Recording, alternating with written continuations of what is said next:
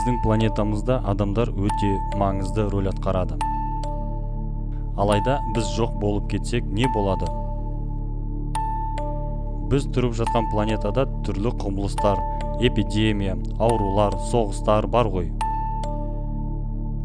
Осының кесірінен ерте ме кеш пе адамзат жоқ болып кетуі мүмкін. Елестетіп көрейік, егерде адамзат бір кезде жоқ болып кетсе не болады? Жер бетінде адамзат қалдырған іздері қашан жоғалады? Осы фантастикалық болашаққа аттанайық. Адамзатсыз болашақ. Адамзатсыз бірінші күн. Адамдар жоғалған бірінші күні жұмыскерлердің жоқтығынан электростанцияларының көбісі жұмысын тоқтатады. Сөйтіп жердегі барлық жарық көздері өшеді. Бірақ ол кейбір жерде қалады. Мысалы, Гувер плотинасындағы гидроэлектростанция генераторы Батыс Америкада су көлемімен жұмыс істейді. Осындай электростанциялар бірнеше ай немесе бірнеше жылдап жұмыс істей береді. Лас-Вегас осыдан қуат алады, және ғарыштан көрінетін жалғыз жарық көзі болатын шығар. Ұзақ уақыт жел электростанция және күн батареялары істеп тұрады. Олар біреуінде майы бітпейінше, екіншісі қалың шаң астында қалмайынша істеп тұрады. Үлкен қалалардағы метроны айтсақ, олар 36 сағаттың ішінде су астында қалады. Адамдар мен электроқуатының жоқ болуына байланысты метрополитендегі сыртқы сулардан қорғайтын сорғыш системалары істен шығады. Адамзатсыз бірінші апта. Егерде біз адам жоқ, ал жануарлар бар әлемді айтсақ, алғашқы уақыттарда үй жануарлары тоңазытқыштағы еріген суды ішіп, жиналмаған азық-түлікпен қоректенеді. Алайда олар сыртқа шығуға тырысады, немесе аштан қырылады.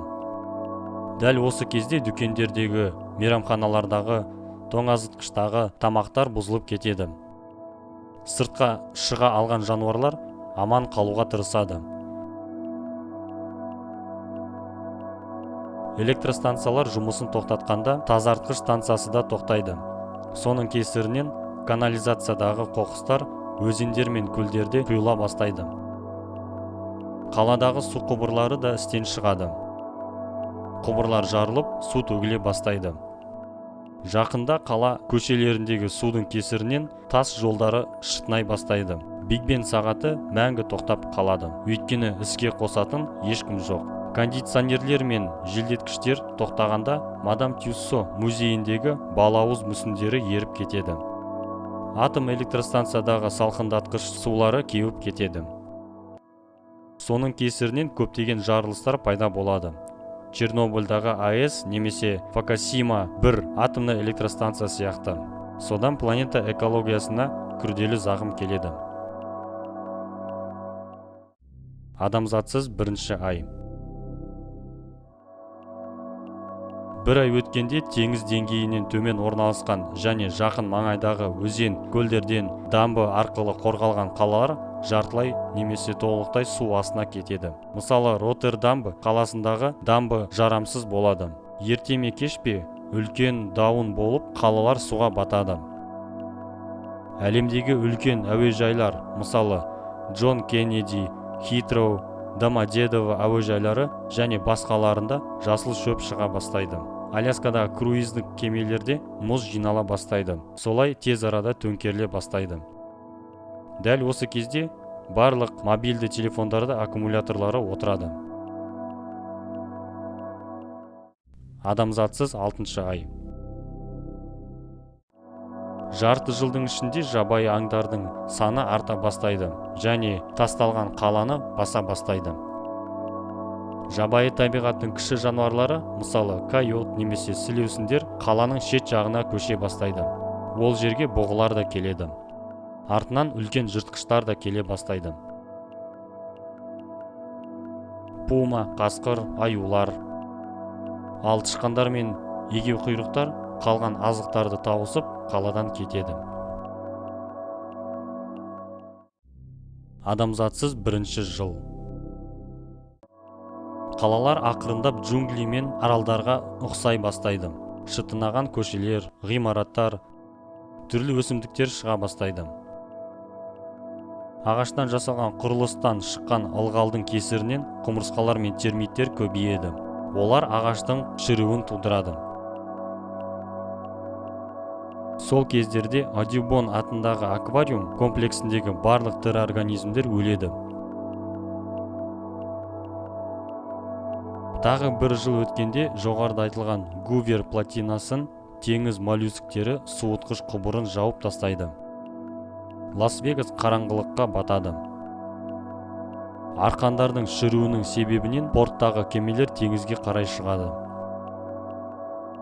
Көпірмен соқтығысқан кемелер дереу суға батып кетеді.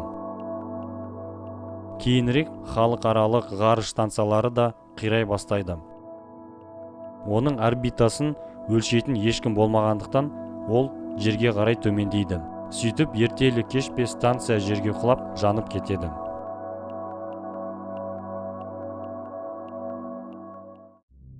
Адамзатсыз 10 жыл. Қаланың көпшілік жерлерін түрлі өсімдіктер, ағаштар басып алады. Мәскеудегі қызыл алаңда жер қалыңдап, өсімдіктер көбейеді. Сол кезде алаң жасыл болады. Осы кезде 99% барлық аккумуляторлардың қуаты таусады. Және орман өртінің кесірінен көптеген қалалар зардап шегеді. Ал Калифорниядағы Сакраменто қаласы суға батқаны сонша, әуежайдағы самолеттар су тасқынымен шайылып, ғимараттарға соғыла бастайды. Осылай қала қирайды.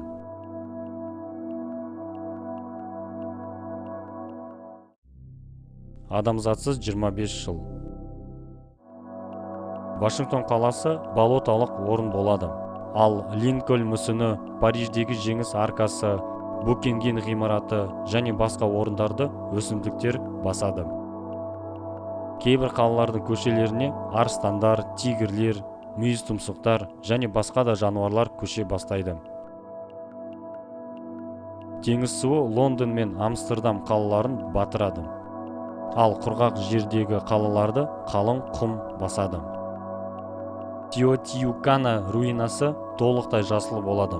Алайда бұл орындар әлі бірнеше мың жылдар таныс болады. Үйдегі техникалар уақыттың кесірінен бұзылады. Техникалар шаң мен шіріктің кесірінен жойылады. Киім мен аяқ киімдер шіриді, ал фотосуреттер және ақша қалдығы микроорганизмдермен желінеді. Адамзатсыз 50 жыл. Осы кезде ағаш құрылыстары өртеніп, шіріп немесе термиттермен желінеді. Ағаштар мен лианалар тас құрылыстарды жарып шығады.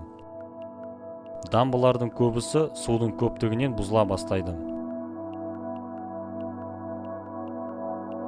Сейсмикалық жерлерде орналасқан қалалар, мысалы Лос-Анджелесте жер сілкінісінің кесірінен адамзаттан қалған құрылыстар қирай бастайды.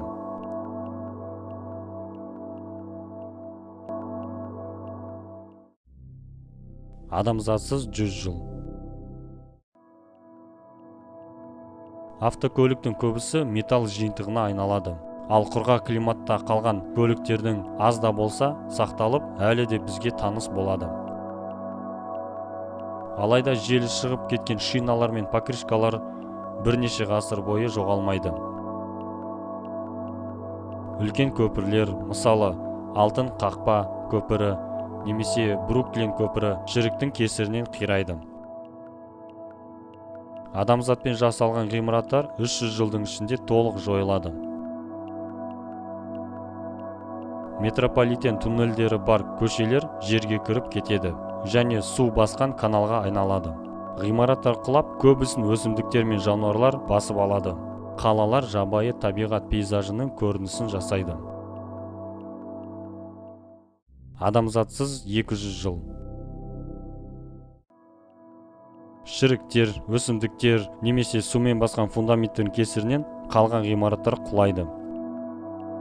Шірік соңғы көліктерді де жояды. Бірақ Америкадағы Техас штатында Cadillac ранчосы деген мүсіндер бар. Ол жерде 10 ретро Cadillac көліктері тұрғызылған. Олар алдыңғы жағынан жерге көміліп, қатар қойылған. Осы 10 көлікке салынған бояғыштың арқасында олар жер бетінде жақсы сақталған болады. Ал ағаш құрылыстарына келсек, олар осы уақытқа дейін толығымен жойылады. Адамзатсыз 300 жыл. Болоталық жерде орналасқан қалалар, мысалы Вашингтон, Санкт-Петербург, Амстердам, Лондон және тағы басқалары судың астына кете бастайды. Адамзат мәдениетін сақтаушы заттар, лазер дискілері, фотопленка, қағаздар және тағы басқалары жоқ болып кетеді. Құрамында темір материалы бар құрылыстың біразы 300 жылдан аспай тұрады, кейін қирай бастайды.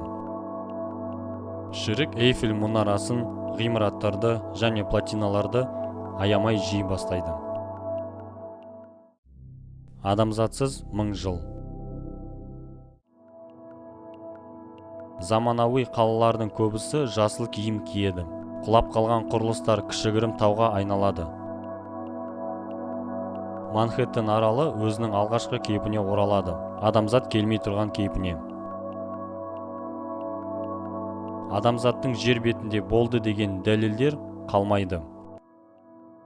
Үлкен тастан немесе қалың бетоннан жасалған ғимараттар болатын шығар. Мысалы, Египет пирамидасы, Ұлы Қытай қорғаны немесе орта ғасырлық мұнаралар. Алайда жер сілкінісі бетоннан жасалған үйлерді де құлатады. Мысалы, Тадж-Махал Үндістанның сейсмикалық орнында орналасқан.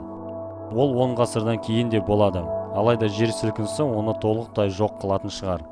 Өсімдікке толы Колизей де жер сілкінісімен құлайды.